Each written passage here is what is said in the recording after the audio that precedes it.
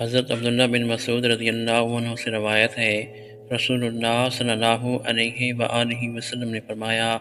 قتل کرنے کے انداز میں بھی سب لوگوں سے زیادہ گناہ سے بچنے والے مومن ہی ہوتے ہیں۔ حضرت عبداللہ بن عباس رضی اللہ عنہما سے روایت ہے، نبی صلی اللہ علیہ وآلہ وسلم نے فرمایا، مسلمانوں کے خون باہم ہم مرتبہ ہیں، وہ دوسروں غیر مسلم دشمنوں کے خلاف ایک ہاتھ کی طرح ہیں، ان کا ادنیٰ بھی معاہدے کی ذمہ داری اٹھا سکتا ہے۔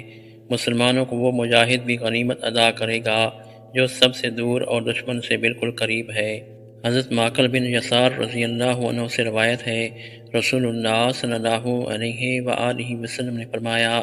مسلمان دوسروں کے خلاف ایک ہاتھ کی طرح ہیں اور ان کے خون باہم برابر ہیں۔ حضرت عبداللہ بن عمر رضی اللہ عنہما سے روایت ہے، رسول اللہ صلی اللہ علیہ وآلہ وسلم نے فرمایا، جو شخص کسی ذمی کو قتل کرے اسے جنت کی خوشبو نہیں آئے گی، حالانکہ اس کی خوشبو 40 سال کے فاصلے سے محسوس ہوتی ہے۔